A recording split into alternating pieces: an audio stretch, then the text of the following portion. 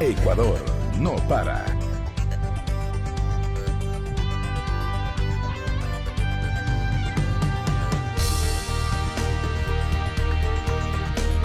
Como siempre, amigos, amigas, bienvenidos a nuestro espacio Ecuador no para. El próximo domingo los ecuatorianos acudiremos a las urnas para elegir el binomio presidencial, asambleístas del país y del exterior y parlamentarios andinos. Esta se convierte en una elección clave y determinante para el futuro del país. Por un lado está el legado histórico de un gobierno que lleva en el poder 10 años y por otro la posibilidad del retorno de quienes fueron los causantes de la más grave crisis institucional y económica que vivió el país hasta el 2006.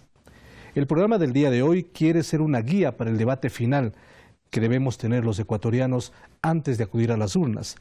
Y para ello queremos entregarles algunas posiciones que vienen desde la academia. Para ello hemos invitado a los siguientes personajes en esta oportunidad. Analía Minteguiaga, ella es directora encargada del Instituto de Altos Estudios Nacionales IAEN, doctora en investigación en ciencias sociales con especialización en ciencia política. Y también está con nosotros Francisco Sierra, investigador del Instituto Universitario de Estudios sobre América Latina, director del Grupo Interdisciplinario de Estudios en Comunicación Política y Cambio Social, editor además de la revista de Estudios para el Desarrollo Social de la Comunicación. Como siempre, a ustedes, amigos, amigas, bienvenidos, y a ustedes gracias por aceptarnos y por participar de esta entrevista, de este espacio de diálogo.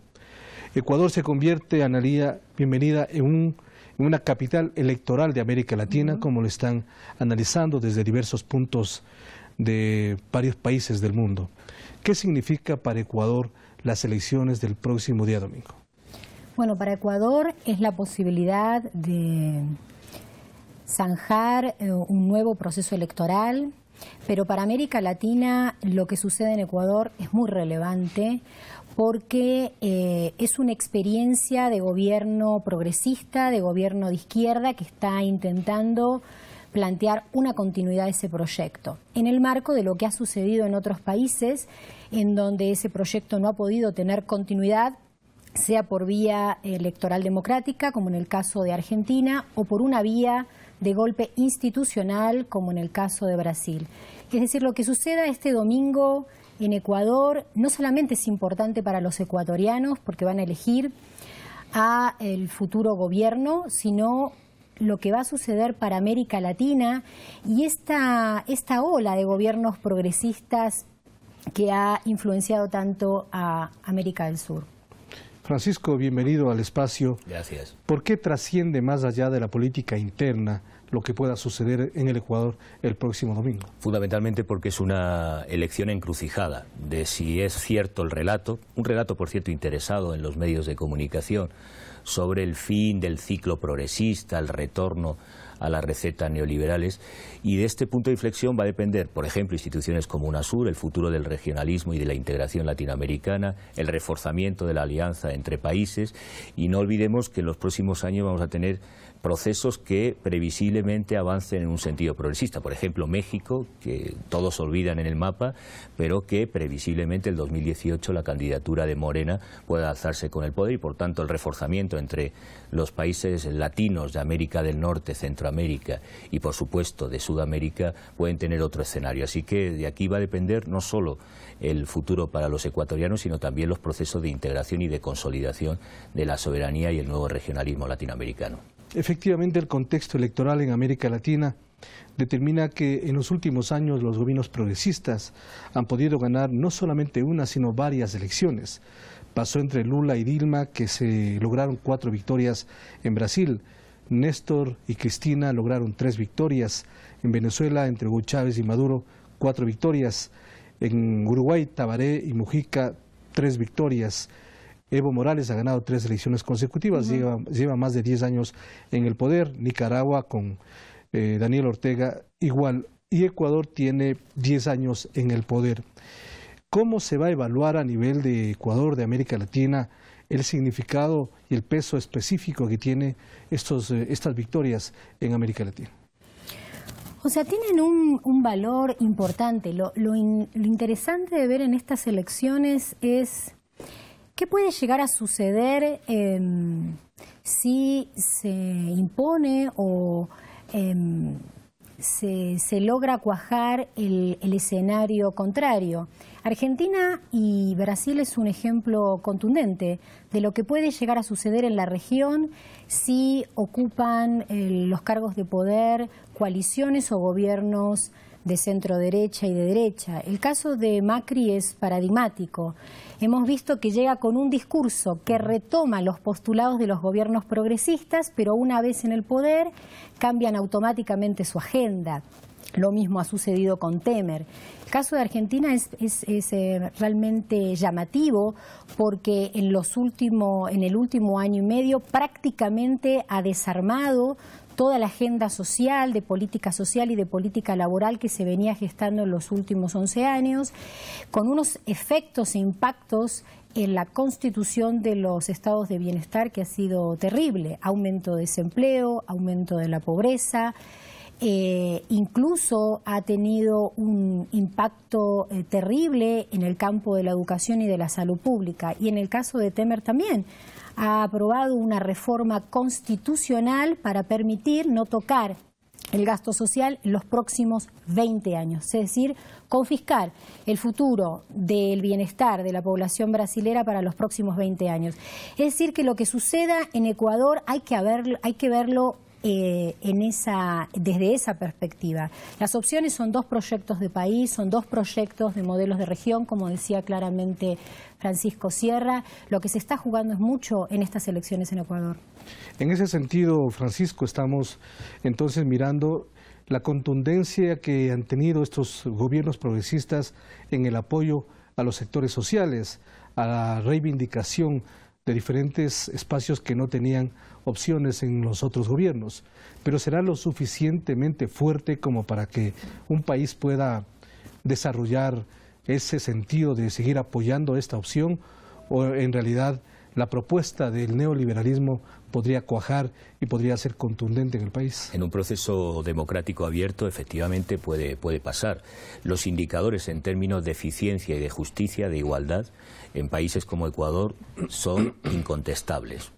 En los foros internacionales, en los datos que aporta el Estado, nunca en la historia de Ecuador se ha logrado un avance en términos de igualdad, pero no solo de ascenso y de mejora de las condiciones de vida de los sectores populares, también de eficiencia del Estado, también en términos de manejo económico, de incremento del PIB, de condiciones de desarrollo estructural de la economía, que para el ciclo de los próximos 20-30 años va a ser un proceso histórico.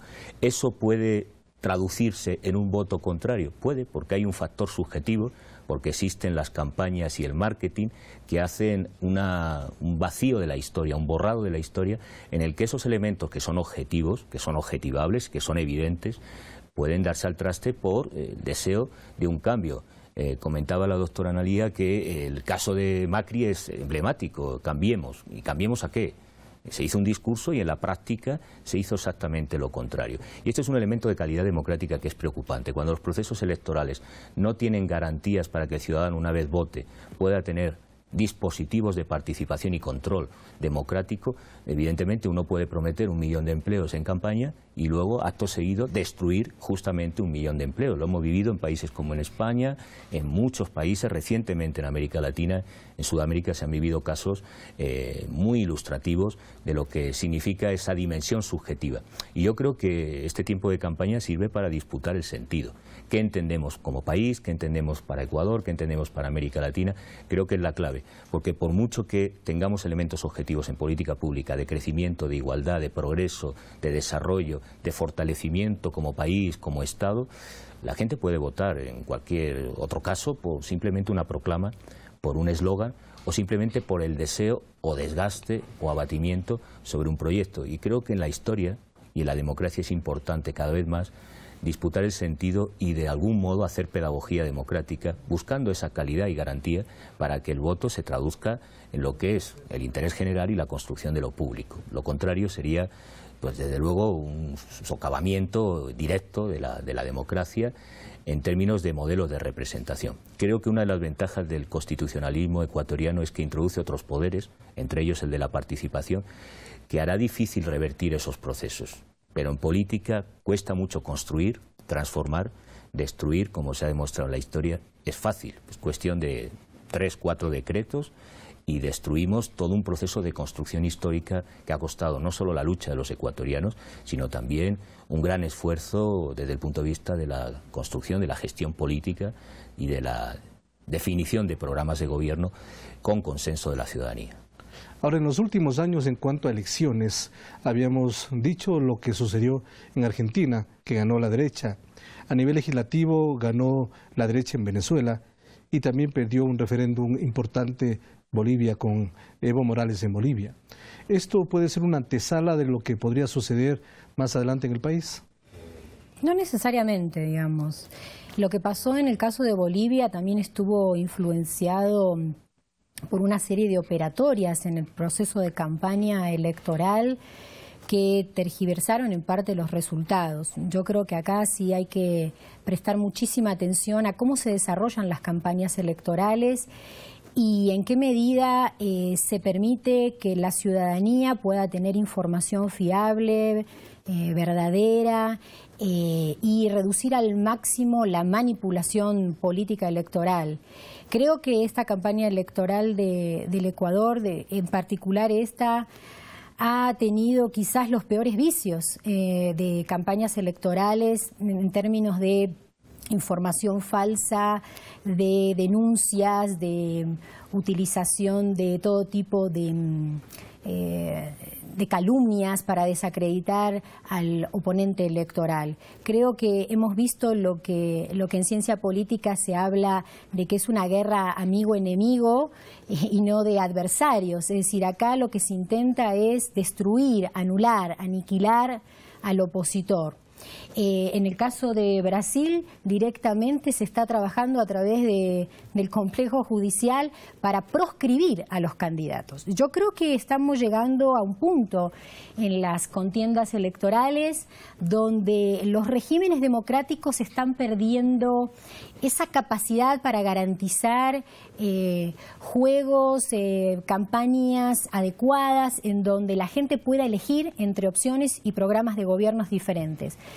Estamos llegando a un punto en donde vale todo, en donde es una guerra sin cuartel, es un estado de naturaleza jovesiano y en el caso de Brasil ya lo estamos viendo, cuando el régimen democrático no garantiza a las élites la posibilidad de volver al poder, es decir, mantener el dominio en el país, directamente echan mano al Poder Judicial para a través de procesos judiciales proscribir directamente a los candidatos que pueden ganar. Entonces, en el caso de Argentina está pasando exactamente lo mismo. Con Cristina y con Cristina Kirchner y con otras personas que han formado parte del gobierno de Cristina Kirchner.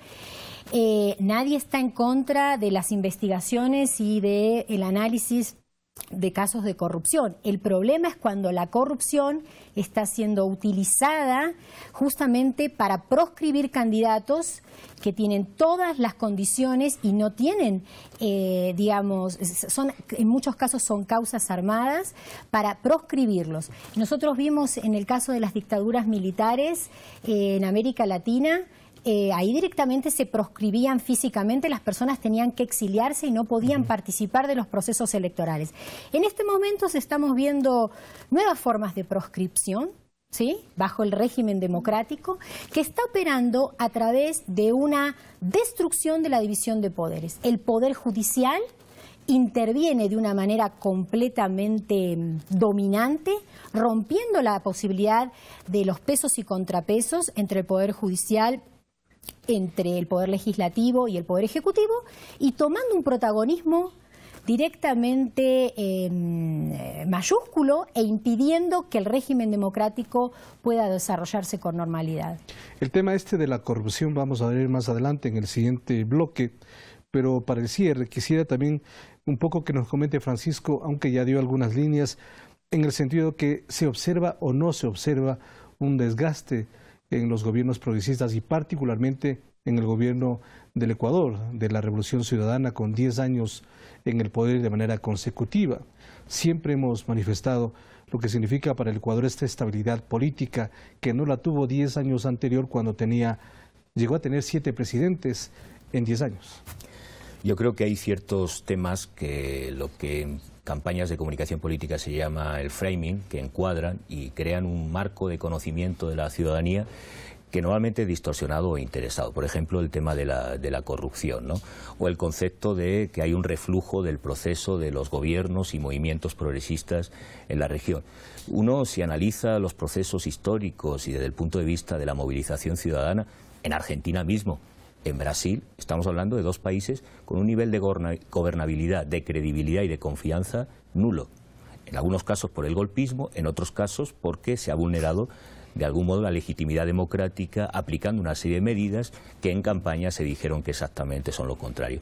Y hay que tener cuidado con ciertos discursos como la corrupción, porque normalmente van precedidos del golpismo, del fascismo y de medidas autoritarias. En este caso, desgaste en el gobierno, evidentemente después de una década, no es lo habitual, salvo excepciones, y quisiera señalar que los gobiernos de progreso han sido una excepción positiva de un gobierno que después de una década o más han mantenido un alto poder de participación y respaldo de la ciudadanía, como en ningún otro ámbito. Quizá el único caso, podríamos señalar, es el de Angela Merkel en Alemania. Nadie cuestiona que Angela Merkel pudiera continuar otro mandato. Si en este momento el candidato que fuera preferente del gobierno fuera el presidente Rafael Correa, estaríamos hablando de una reedición de mayoría también absoluta, con total seguridad en la primera vuelta. Es decir, que ese desgaste relativo, evidentemente las tareas de gobierno implican tomar decisiones, tener voluntad y, por tanto, también decir no a ciertas opciones de política pública.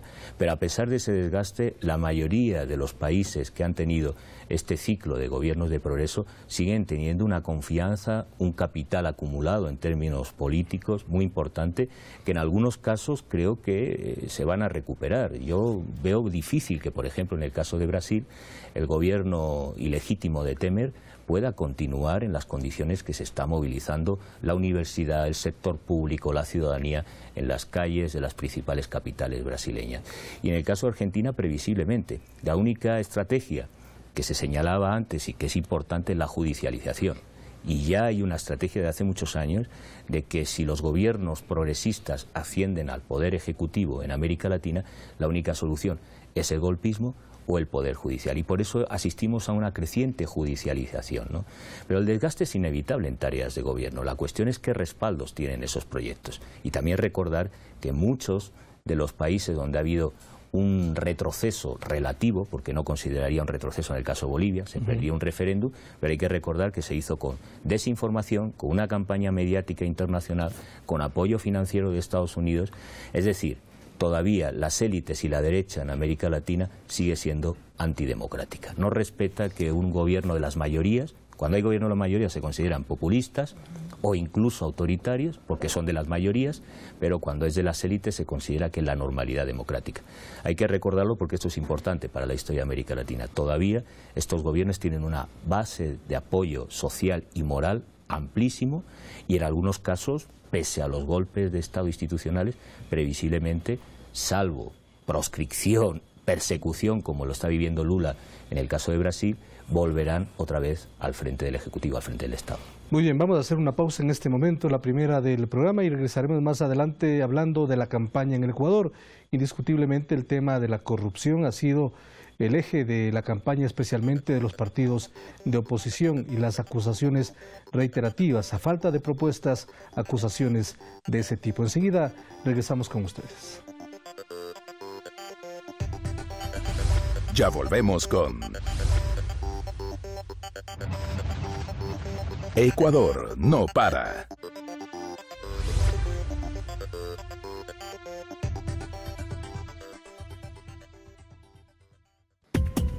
La agencia Andes, la primera agencia de noticias del Ecuador, te invita a conocer su agenda diaria informativa con la actualidad política, económica, deportiva y cultural de nuestro país.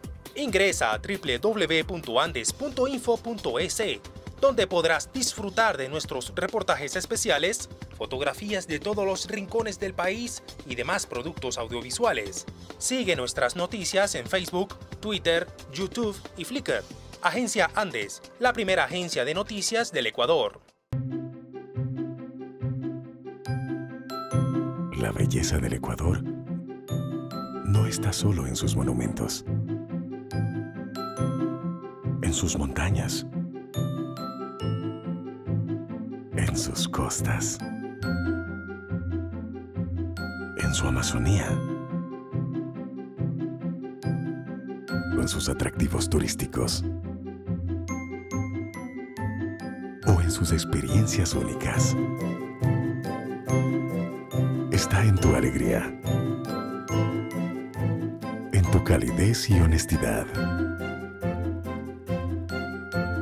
en la forma cariñosa de recibir a los turistas y en tu hospitalidad. Así convertimos al Ecuador en potencia turística, porque su belleza está en la gente. Continuamos con Ecuador no para.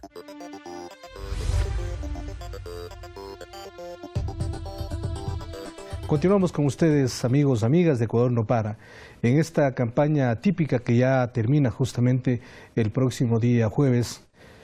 Los candidatos de oposición específicamente han mencionado de manera reiterativa los supuestos casos de corrupción que se han presentado en el gobierno y que están varios de ellos en etapa de judicialización. Vamos, antes de entrar en detalles sobre este tema, a presentar un video en donde recoge justamente este punto de vista de varios sectores del país. Adelante. El 19 de febrero a su próximo presidente para el periodo 2017-2021. Sin embargo, desde que empezó la campaña a inicios de enero, en la misma se han cuestionado las diferentes estrategias utilizadas para empañar su imagen. Los que mayor ataques han sufrido son Lenín Moreno y Jorge Glass por el movimiento oficialista Alianza País, intentando vincularlos sin pruebas con casos de corrupción que estallaron en los últimos meses como el de Petroecuador y Odebrecht. Varios han sido los argumentos utilizados por la oposición para intentar minar la intención de voto, como los fondos entregados por el Estado para la misión desarrollada por Moreno en Ginebra, como delegado especial de las Naciones Unidas para temas de discapacidad, la supuesta responsabilidad política de Jorge Glass en la corrupción detectada también al interior de Petroecuador. Además, se ha utilizado el manto de incertidumbre dejado por el Departamento de Justicia de Estados Unidos al no revelar los nombres de funcionarios públicos que habrían recibido coimas por parte de la empresa brasileña Odebrecht para favorecer a la campaña con millonarios contratos de corrupción. A pesar de no haber encontrado pruebas que vinculen al binomio oficialista con casos de corrupción, los ataques de los demás candidatos que participan en la contienda política han continuado, a fin de ganar votos por un lado y desbaratar la preferencia de los ecuatorianos por otro. Así lo han denunciado el presidente Rafael Correa, alertando a la población sobre el recrudecimiento de esta campaña sucia antes de los comicios. Prepárense, en esta recta final están desesperados. Su estrategia es bajarlo a Lenín y a Jorge para ver si tienen una segunda vuelta donde también serán derrotados. Pero están recurriendo a una campaña sucia nunca antes vista en la historia del país. Ya basta, respeten el país, respeten a los ciudadanos. Si no tienen nada que ofrecer, ¿para qué se presentan? Pero déjense de esta campaña sucia. En todo caso, vendrán en esta recta final, como llama la oposición, bombas para tratar de desprestigiarnos, de confundir a la gente. Pero no solo los escándalos de corrupción han servido para que la oposición haga una campaña sucia en contra del binomio. También ha sido el tema de la tabla de drogas, aprobada para dar a los jueces elementos que les permitan realizar fallos acorde al cometimiento del delito y analizando el consumo.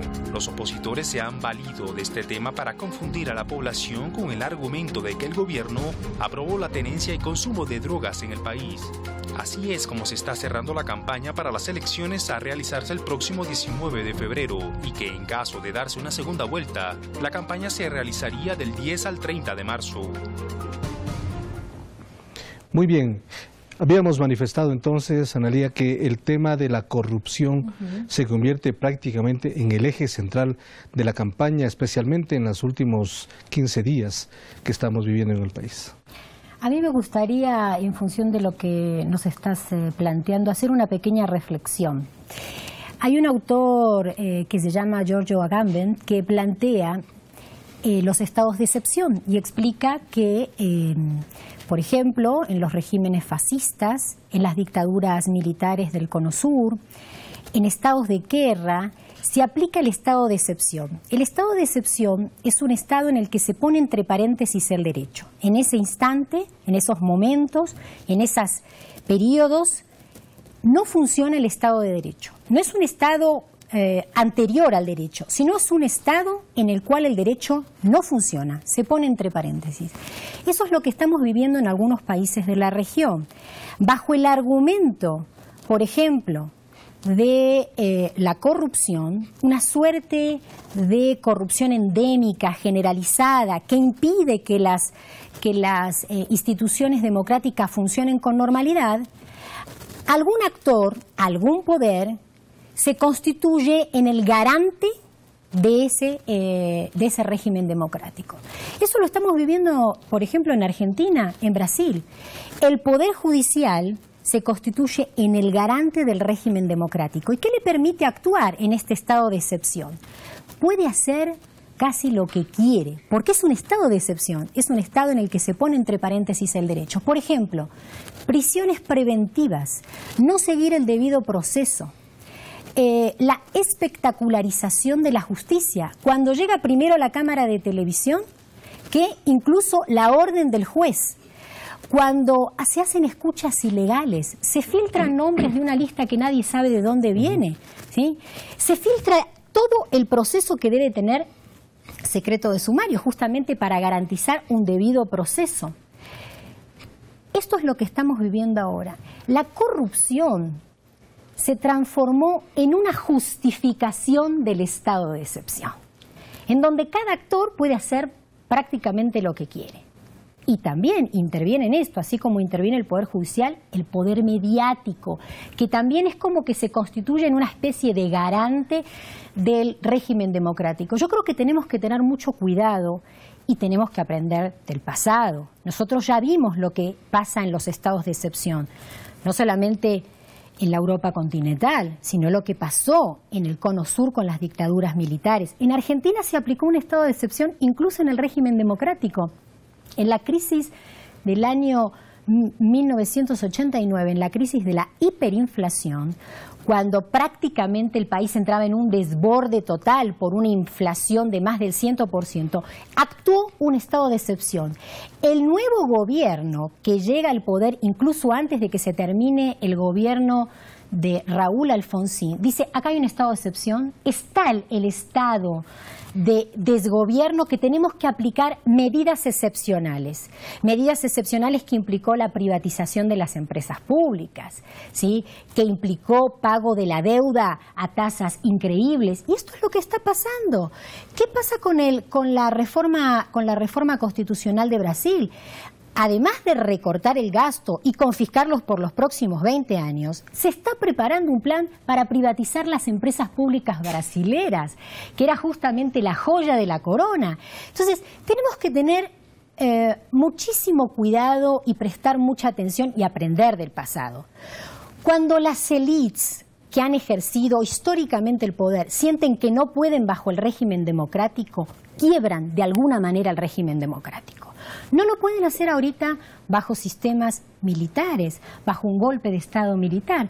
Buscan otras formas, ¿sí? Entonces yo creo que cuando nosotros vemos el tema de la corrupción, vuelvo a repetir, no significa que la corrupción no sea relevante y tiene que estar en la agenda, pero cuidado cuando asume formas como las que estamos viendo, que rompen el Estado de Derecho, quiebran la división de poderes. Y cuando lo que vemos son la posibilidad de poner en estado de excepción todo el régimen democrático para que esas élites se hagan del poder antidemocráticamente. En este tema, como sugiere Ana Lía, en este contexto general que ha presentado, a la gente, a la población, obviamente un tema de corrupción les llega un poco al fondo, es decir, lo analiza y lo rechaza, cualquier acto de corrupción. Pero ¿por qué efectivamente ahora, en este momento clave, a falta de ideas, de programas, de propuestas de los diversos candidatos, este se convierte en el eje central? Justamente por la ausencia de propuestas, de programas y de iniciativas. En retórica, el ataque a la persona, el ataque ad hominem, se utiliza cuando no tienes ya ningún argumento, cuando no tienes una justificativa racional, una propuesta, una iniciativa política. La fórmula más sencilla es descalificar al interlocutor o al adversario. ¿Puede tener efectividad desde el punto de vista electoral? Previsiblemente, porque estamos en campañas que utilizan lógicas de mercado. En el mercado, si alguien compra un producto, puede luego ir a reclamar que la publicidad es engañosa. Lamentablemente no tenemos garantías procesales para que en un proceso electoral, si alguien ha hecho una propuesta programática y podamos después ver que no se cumple, reclamar con las suficientes garantías el incumplimiento de un programa de gobierno. Pero este es un elemento significativo. Normalmente el discurso de la corrupción es un discurso conservador que genera desconfianza, que amenaza, en algunos casos, recuerdo la que marcó un debate y crisis del periodismo en Estados Unidos en el 88 con George Bush padre, generó un nivel de abstención el mayor de la democracia estadounidense. Es decir, el discurso cínico, el discurso de la corrupción genera una animadversión hacia lo público, hacia lo político y por tanto socava las bases de la propia democracia. Eso hizo quebrar el propio periodismo estadounidense, que perdió toda credibilidad porque se enfangó en una serie de descalificativos en las campañas de propaganda negra que se hizo durante el proceso electoral. ¿Va a tener efectividad la población? Bueno, lamentablemente en el caso de Ecuador, desde que inició el proceso de la Revolución Ciudadana, se ha tenido que enfrentar la opinión pública a falsedades, difamaciones, desinformación permanentemente. Ahora en la campaña electoral esto se intensifica. Yo confío en la democracia y en el criterio de la ciudadanía para saber exactamente quién dice qué y sobre qué términos, para de algún modo contrastar la veracidad y consistencia. Pero de antemano esto lo que significa a primera vista es una ausencia de propuestas sólidas, consistentes en política pública, y que la estrategia pasa por descalificar a quien tiene una propuesta, un proyecto de país, y que evidentemente la única estratagema es esta, o la vía judicial, como señalaba Analía, que efectivamente se ha dado históricamente, y esta situación de excepción es sintomática de un modo de hacer política que lamentablemente reedita lo que serían las formas autoritarias, por tanto no democráticas, en los países de la región, ¿no? En el sentido de los poderes fácticos que incluyen los mediáticos, ¿cuál ha sido la actitud de los diferentes medios de comunicación en el país en esta campaña, que justamente muchos de ellos, especialmente los privados, han dado todo el espacio, toda la cabida a este tipo de manifestaciones vinculadas con hechos y con denuncias de corrupción? Yo creo que no ha sido imparcial. Creo que los medios de comunicación no han actuado con la responsabilidad que requieren las campañas electorales.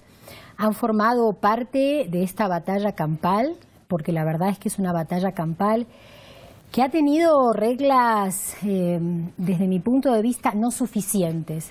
Creo que estamos entrando en procesos electorales donde otras formas de hacer política están interviniendo. Por ejemplo, lo que hablábamos antes del programa, el tema del papel que están cumpliendo las redes sociales. Y creo que necesitamos repensar cómo permitir que el espacio de debate de las redes sociales pueda contribuir a fortalecer los procesos de reflexión, los procesos de información en las campañas electorales. No creo que se ha dado eso en el caso del Ecuador, no creo que se haya dado tampoco en otras campañas electorales.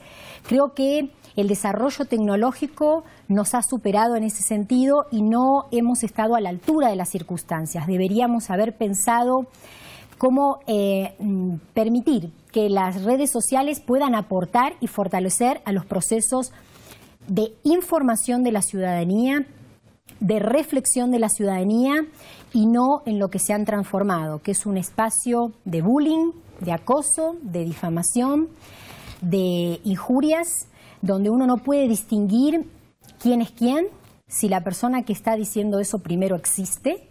Nadie se hace responsable de lo que dicen, y creo que eso nos tiene que llevar a una reflexión importante. Y incluso en los medios de prensa escrita o visual se hacen eco de lo que pasa en las redes. Por eso creo que el tema de las redes requiere una reflexión profunda y requiere una gran responsabilidad, por quienes llevan a cabo en el caso, por ejemplo, del Consejo Nacional Electoral. Creo que se tiene que repensar cómo trabajar con esas redes. Es un instrumento importante, es un instrumento que tiene la ciudadanía a su disposición, pero no creo que el uso que se esté dando actualmente ayude a fortalecer los procesos de información de la ciudadanía. En contraste con lo que sucede con el tema de las redes sociales en la campaña electoral en el país y ha sucedido en otros países, ya hemos mencionado lo que sucedió en Bolivia, por ejemplo. ¿Qué pasaría o qué hubiese pasado en el Ecuador sin una ley orgánica de comunicación? ¿Cuál habría sido el papel de frente de diferentes medios de comunicación en este sentido, en entrar en la dinámica o en la onda que lo tienen las redes sociales? Pues lamentablemente que asistiríamos a un juego quebrado o desequilibrado, ¿no? A un juego en el que los medios, que hay que recordar que no son independientes, que tienen una estructura accionarial, que tienen propietarios, que tienen además intereses muy concretos, y lo lamentable en la sociedad del espectáculo, en la sociedad mediática, es que no hay habitualmente proceso de regulación. El caso de Ecuador es uno entre los pocos en los que se ha cometido una estructura más equilibrada, que permite un sector público con medios comunitarios y por tanto tener otras voces distintas sobre la actualidad de interés general, sobre la actualidad política.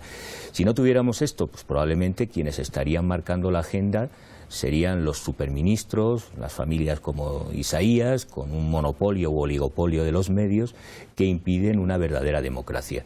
En la democracia mediática no podemos eludir regular, porque si no hay regulación no hay equilibrio en la esfera pública. Un gran filósofo alemán como Jürgen Habermas señalaba, bueno, una opinión pública se confunde con la opinión publicada. Es decir, aquellos que tienen acceso a los canales, tienen propiedad en los medios e influencia, marcan sus agendas. ¿Y qué poder tiene la ciudadanía? Ninguno si no hay medios públicos, si no hay medios comunitarios.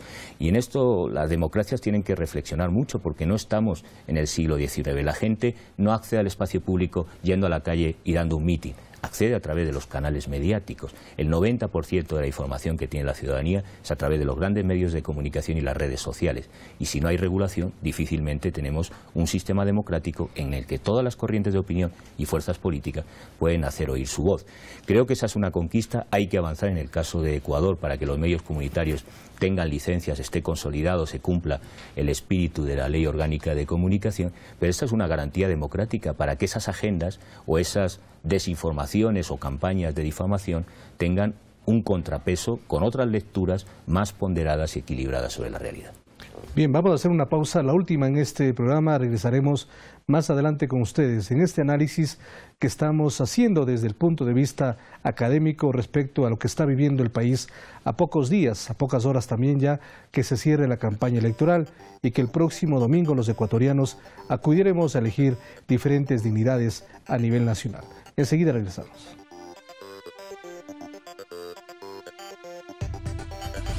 Ya volvemos con Ecuador no para.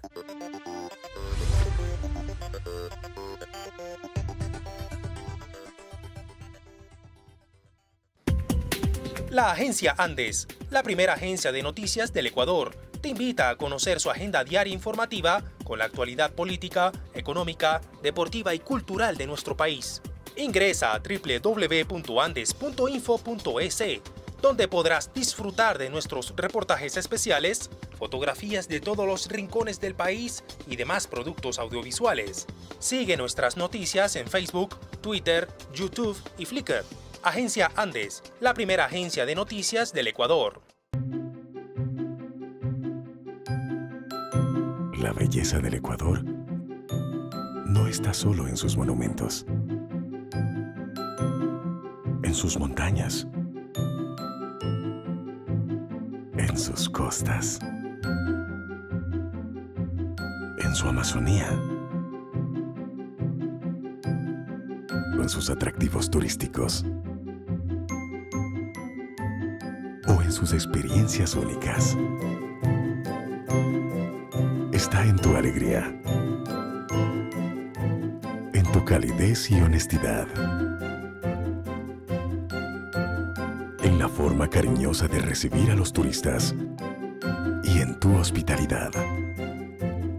Así convertimos al Ecuador en potencia turística, porque su belleza está en la gente. Continuamos con Ecuador no para.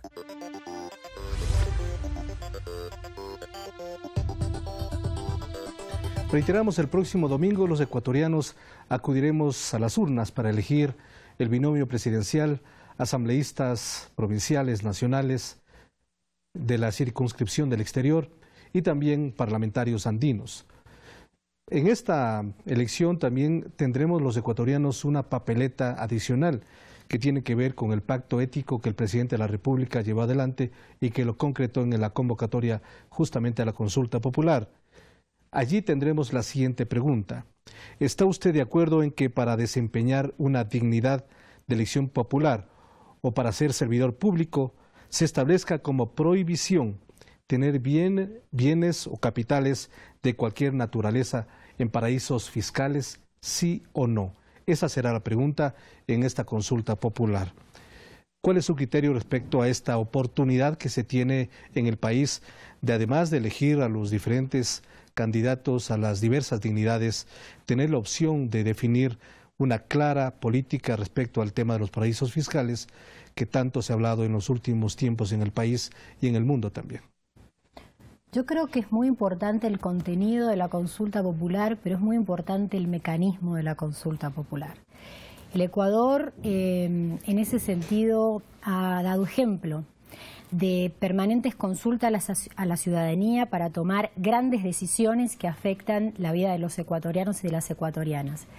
Acordémonos de la consulta popular ligada al tema del aseguramiento en el IES, que se transformaba en un delito si uno tenía a una persona trabajando y no la aseguraba. También el tema de la reforma judicial, entre otros puntos importantes que se han consultado a la ciudadanía. Este es un punto más, y yo creo que en general la región latinoamericana y el mundo debería aprender de este mecanismo de democracia directa, cuando se tienen que tomar grandes decisiones que zanjan el rumbo de una sociedad, la consulta directa a la ciudadanía.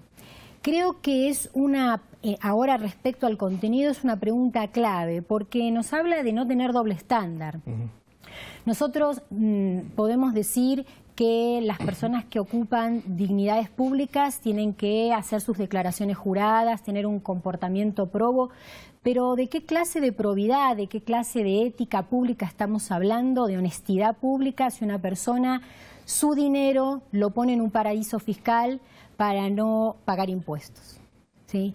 Esto que el candidato Trump, ahora presidente de los Estados Unidos, se jactaba de a veces hacer quebrar sus empresas para no pagar impuestos al fisco estadounidense. Con esos impuestos, creo que el señor Trump no sabe, con esos impuestos se financia la política pública y se financian los regímenes de bienestar, se financia la provisión de bienestar y cuidado de la ciudadanía. Esto, por ejemplo, pasa en el caso de la Argentina, lo vemos, tanto Macri está siendo acusado de tener fondos en paraísos fiscales y gran parte de sus allegados en su gabinete como con sus familiares. Es decir, una persona que está diciendo que se tienen que llevar a cabo políticas de bienestar, sin embargo, sus recursos personales los tiene en el exterior para no pagar impuestos. Yo no entiendo cómo piensan estas personas que se financian los regímenes de bienestar en cada país. En el caso de la Argentina, Macri, digamos, llevando a cabo una contradicción flagrante, dice que va a sostener el régimen de bienestar que armó el kirchnerismo en la Argentina, sin embargo, lleva a cabo una reforma tributaria terrible que fue derogar las retenciones que pagaban los exportadores del agro por casi 38.000 millones de pesos argentinos. Con esa plata se financiaba, por ejemplo, la asignación universal por hijos. Y ahora tiene un grave problema porque parte de esa asignación está desfinanciada. Es decir, no solamente se trata de un pacto ético respecto a si el dinero está aquí o está allá, sino que ese dinero, si está en el Ecuador, si está en los países, paga impuestos y con esos impuestos se financian políticas públicas que mejoran el bienestar de la gente. Entonces, yo creo que de lo que se está hablando es de discutir qué clase de sociedad se quiere y cómo se financia esa sociedad del buen vivir. Si nosotros no discutimos esto, es lo que planteaba Francisco, estamos generando propuestas, ¿sí? Decimos, se van a crear tantos empleos, se va a ampliar el seguro de desempleo, se va a ampliar la jubilación, pero ¿con qué bases materiales? Entonces creo que la pregunta de la consulta popular es una pregunta que hace referencia a, vivimos en sociedad, muy bien, vivimos en sociedad, nos hacemos cargo de vivir en sociedad y nos hacemos cargo de lo que le pasa al prójimo, porque si no, realmente no tiene sentido vivir en sociedad. Francisco, en este mismo contexto, Ecuador ha liderado varias propuestas e iniciativas a nivel internacional. Esta es una de ellas y que se la está llevando también aprovechando la presidencia la presidencia no es pro tempore, sino más bien la elección como presidencia del G77 más China. ¿Cuánto impacto puede tener justamente esta posibilidad de Ecuador llevar más adelante esta propuesta y que sea aprobada a nivel internacional? Como bien señalas, es una propuesta de vanguardia, ¿no? Ecuador, a lo largo de los últimos 10 años, se ha caracterizado por marcar en la agenda internacional temas sensibles, pero este, a mi modo de ver, es central, porque tiene que ver con varios aspectos, ¿no? Es un largo debate que sostuvo la socialdemocracia nórdica sobre fiscalidad, y que esa fiscalidad era la única garantía de redistribución. Y es una de las pocas tesis que comparto de Thomas Piketty, es decir, que la desigualdad en el mundo ha crecido justamente por esta ausencia de fiscalidad. Si uno analiza la mayoría de países, la tributación a la hacienda pública, el 80-90% es de la masa trabajadora, es decir, de los asalariados. Y las grandes fortunas, que en algunos casos tienen más de la mitad del PIB del país, no tributan. Esto no solo empobrece las posibilidades de desarrollo y bienestar de los países, es que debilita la propia consistencia del Estado, porque lo público se construye con obligaciones y con derechos. Cuando se vulneran esos derechos y esas obligaciones, evidentemente la construcción de una vida en común, de un Estado y de una sociedad de convivencia democrática quedan absolutamente socavados. Y hemos asistido a debates infames, por ejemplo, con la crisis 2008, el presidente Sarkozy hablaba de la refundación del capitalismo y una de las primeras medidas era eliminación de los paraísos fiscales, porque aquí está la clave. Hay que recordar también, en tercer lugar, que además esos paraísos fiscales están vinculados, en efecto, en la corrupción, tráfico de armas, tráfico de personas y seres humanos.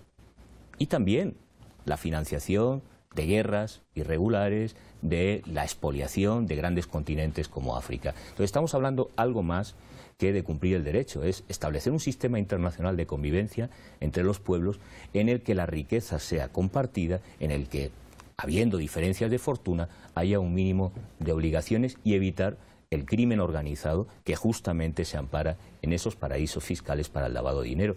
Lo sabemos en el caso de Colombia con los cárteles de la droga, pero podríamos decir también de Estados Unidos y de las guerras irregulares que se mantuvieron, por ejemplo, en los 80 en Centroamérica. Así que creo que es una propuesta de vanguardia y confío que los países, como siempre han hecho, del sur, coaligados, marquen otra agenda. Creo que estamos en un momento en el que hay que refundar el sistema internacional y este tema es muy sensible porque estamos viviendo en un capitalismo financiero y si no se eliminan los paraísos fiscales no podemos hablar de paz en el mundo, ni de democracia, ni de respeto a los derechos humanos, porque justamente, por ejemplo, el tráfico de seres humanos, de mujeres, de órganos, está parado justamente en la opacidad, que es una de las reglas de los paraísos fiscales de ese capitalismo financiero. Volvamos al tema de la coyuntura electoral. Hemos repetido que justamente el jueves termina la campaña electoral, los ecuatorianos acudiremos el domingo a las urnas. ¿Cuáles son los diferentes escenarios que podrían presentarse justamente dependiendo del voto popular, de los resultados que puedan darse en el país? ¿Cómo mira usted esos escenarios diversos? Si gana Lenin en la primera, si no gana, si hay segunda vuelta, ¿qué pasaría con los medios, con la banca, con los sectores sociales, con los sectores de producción en el país? Bueno, un escenario posible es si el candidato de la continuidad gana en primera vuelta otro escenario posible es si se va a segunda vuelta. Yo creo que hay dos escenarios, ¿sí? Si se gana en primera vuelta o si se va a una segunda vuelta y se extiende, digamos, la campaña electoral. Creo que ahí yo exigiría, al menos en el caso de los medios de comunicación y de los candidatos, que concreten sus propuestas, porque lo que hemos visto en esta campaña también son muchos planteos, pero sin claridad respecto a cómo se van a conseguir y los efectos que tienen. Creo que esta campaña, por decirlo menos, ha sido de una ingenuidad meridiana. Ingenuidad digo porque cuando uno hace una propuesta tiene que decir cómo la va a financiar y sobre quién va a pesar las cargas de ese financiamiento. Cuando un candidato dice que va a reducir el aparato estatal, tiene que decir sobre quién va a recaer la reducción del aparato estatal, tanto en términos de inversión como en términos de empleo público. Si se va a reducir la cantidad de maestros, se va a reducir la cantidad de policías, se va a reducir la cantidad de médicos, bueno, va a haber más desempleo y va a haber menos servicios públicos. Si un candidato dice que hay exceso de subsidios del Estado a servicios públicos, está diciendo que van a aumentar los servicios públicos. Esto es lo que Macri no dijo en la Argentina y fue la gran sorpresa de la ciudadanía argentina cuando prácticamente entre enero y julio del 2016 se desayunaron todos los argentinos con aumentos de más del 200% en el caso de la electricidad, del gas y del transporte público, incluso para aquellos que tenían tarifa social, es decir, los quintiles más bajos dentro de la estructura social.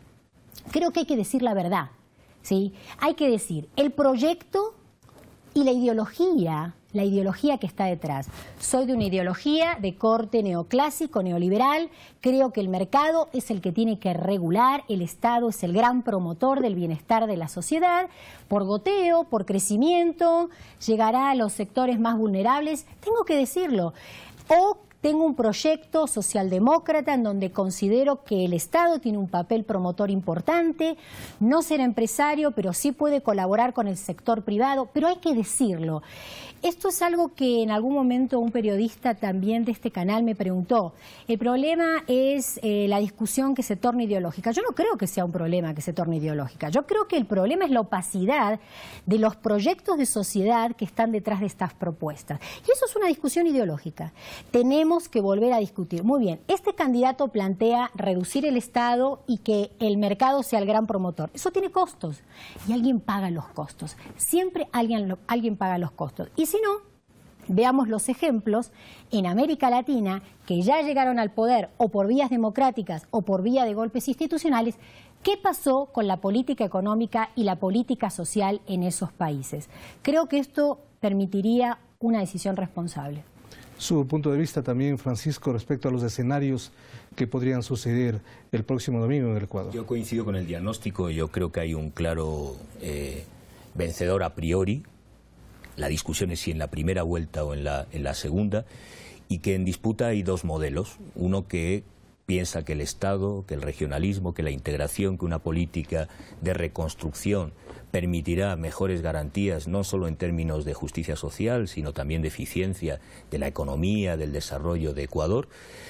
Creo que ha habido muchos cambios y uno que es importante en Ecuador es el de la ciudadanía, que ha aprendido a exigir, a reclamar, que conoce ya la diferencia de lo que fue el pasado y de lo que es el presente futuro, que por tanto, de acuerdo a el proceso de movilización y de conciencia histórica, de conciencia política, previsiblemente va a seguir apoyando este proceso de transformación de la Revolución Ciudadana en el sentido de construir desde lo público, desde el Estado, una política que haga armonizable y que marca una regla de juego, que esto no se está diciendo en campaña, pero hay propuestas que a mí me sorprende porque van en contra de la Constitución. Y hay un marco de reglas de juego que se ha votado democráticamente en el país, que es la Constitución de Montecristi, y esto implica que hay ciertas cosas que no pueden estar en discusión y que son principios constitucionales. En algunas propuestas de candidato me sorprende que en el fondo están atacando el modelo de Constitución, es decir, el proceso que ha vivido históricamente de construcción, de refundación de la República que ha vivido Ecuador, y que creo que es un valor que la ciudadanía imagino que apoyará. Hay una incógnita con un alto índice de indecisos y con los jóvenes que quizá por historia, por periodo de vida, pues no conozcan lo suficiente lo que era el antes y hayan normalizado como conquistas democráticas que forman parte de la vida en el país, lo que ha sido un proceso de construcción con mucho esfuerzo de generaciones, de miles de ecuatorianos que han sufrido las consecuencias pues, de esas recetas neoliberales. En esa disputa de dos juegos, la cuestión es si se resolverá en la primera votación o en una segunda ronda. Veremos qué es lo que sucede y esperemos que todo sea para el bien del Ecuador, ¿no? Muy bien, Analía y Francisco, gracias por acompañarnos en esta oportunidad. Vamos a despedir en este momento el programa agradeciéndoles a ustedes, pero antes la agencia Andes estuvo en Buenos Aires y habló con diferentes sectores y diferentes personas que representan en su momento que apoyaron a Mauricio Macri, que ahora ven la diferencia, los resultados de su gestión. Con eso despedimos, hasta una próxima oportunidad. Felicidades. Tras poco más de un año de gobierno del presidente argentino Mauricio Macri, ciudadanos de ese país consultados por Agencia Andes expresaron su decepción tras las medidas políticas y económicas que se adoptaron desde diciembre de 2015, que incluyeron despidos masivos en entidades estatales, aumento del costo de servicios básicos y transporte público. Y después de las elecciones fue un desastre. Pero un desastre garrafal, porque la gente que pasa acá, que tiene un poder adquisitivo medio alto, que me compraba a mí, mis clientas, que me encargaban para regalarle al dentista, al ginecólogo, a la peluquera, todo, el año pasado para las fiestas me ha comprado solo para ellos, para su mamá. Y eso que yo soy la que tiene los precios más bajos. Junto al descontento, también se suma la incapacidad de la población de Buenos Aires de generar ahorros. Todo aumenta, impuestos, no tenés capacidad de ahorro, mal, sinceramente muy mal. Yo le había puesto muchas expectativas y lamentablemente me ha defraudado. Las promesas realizadas durante la campaña de Macri se vieron rotas una vez que su denominado cambio tomó rumbos que los ciudadanos consideran ahora un engaño. Todo lo que prometió fue una mentira el presidente Macri, sí que nada de eso iba a tocar y bueno, la realidad, yo no lo voté por eso, pero en un año y medio, menos de un año y medio nos endeudó, de que ya el Néstor Kirchner y la presidenta Cristina habían desendeudado al país, mal o bien, pero la gente veía mucho mejor. Según un informe publicado el pasado mes de enero por el Observatorio de Políticas Públicas de la Universidad de Avellaneda, el salario mínimo en Argentina figuró como el país de América Latina con la mayor pérdida de capacidad de compra en 2016. Creo que hemos perdido la capacidad, digamos, de poder adquisitivo. Hay inflación permanentemente. Yo cuando voy al supermercado veo que hay aumento de precios permanentemente. También recordaron a los ciudadanos ecuatorianos que deberán elegir a sus máximas autoridades en los comicios a realizarse el próximo 19 de febrero. Mucha suerte y que el pueblo no se equivoque. Si me llegan a escuchar ecuatorianos, no hagan lo que nos está pasando a nosotros y a otros países latinoamericanos.